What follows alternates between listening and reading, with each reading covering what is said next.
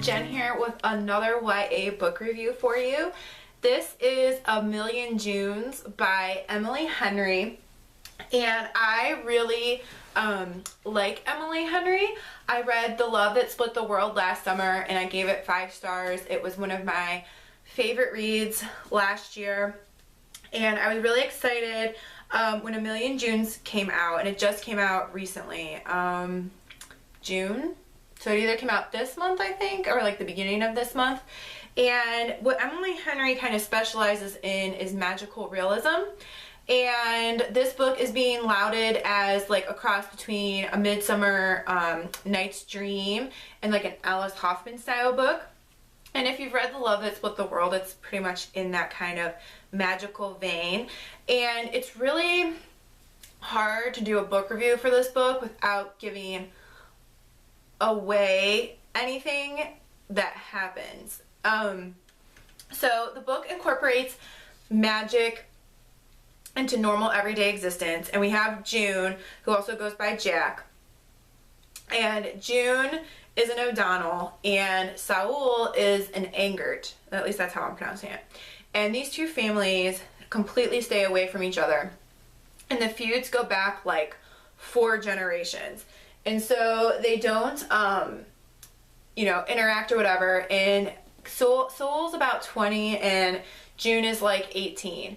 And they accidentally cross paths at like a fair in their town. And instantly they're drawn to each other. So of course there's like that star-crossed lovers kind of thing going on. And Saul is an extremely likable character.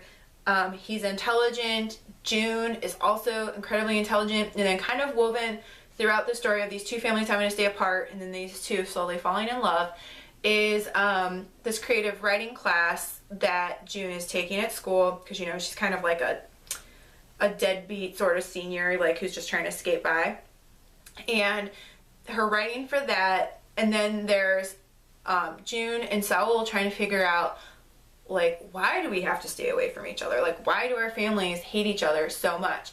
And the magical part comes in is that there are these whites. And I think of the whites kind of like we just had, I live in Ohio, and we just had the season where like the cottonwood trees have like the white fluffy things blowing everywhere and it's horrible for your allergies. I kind of interpreted the whites like that. And these whites hold memories. So I really don't want to give much away outside of that, because this is one of those stories that has multiple layers and you kind of just want to take it apart piece by piece and kind of like savor it. And that's how I find Emily Henry's writing to be, is I want to like savor the wisdom that I'm reading, but I'm also enjoying the story and the escapism. It's a really nice balance, and I think she does it really well. And the general like theme of the story, and maybe, being an older reader and looking at this from a different perspective, is about, not letting the past define your present and your future, and letting go of things from the past that no longer serve you.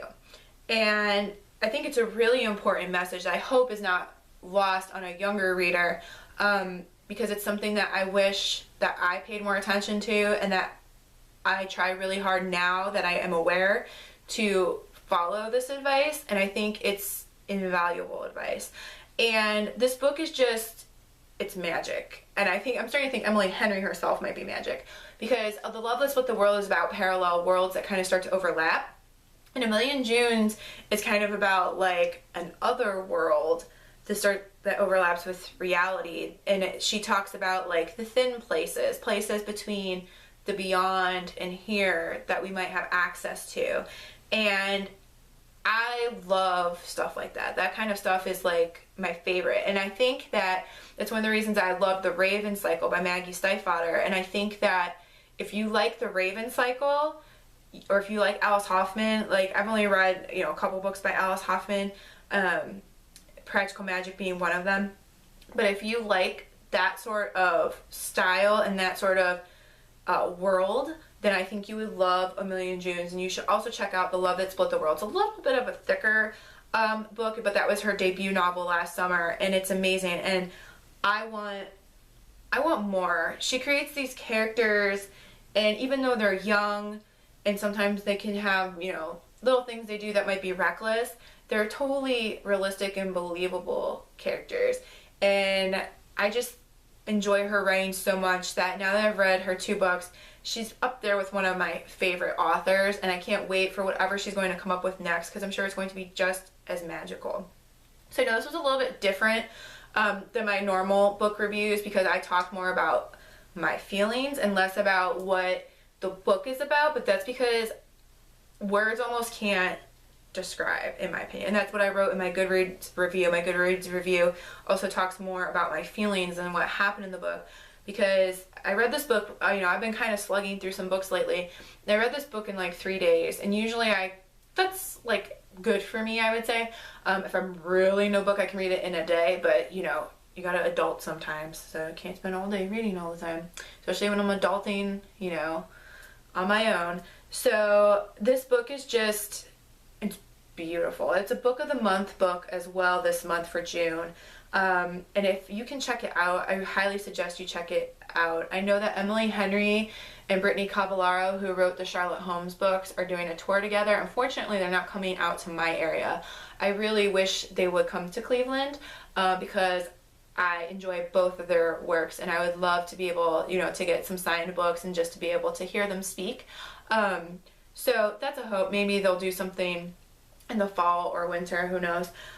So A Million Junes by Emily Henry. If you're into magical realism, if you like the Raven cycle, if you like Alice Hoffman, you definitely need to check out Emily Henry's books for sure. So A Million Junes, without a doubt, 5-star read. You need to check it out. In the meanwhile, happy reading and happy writing.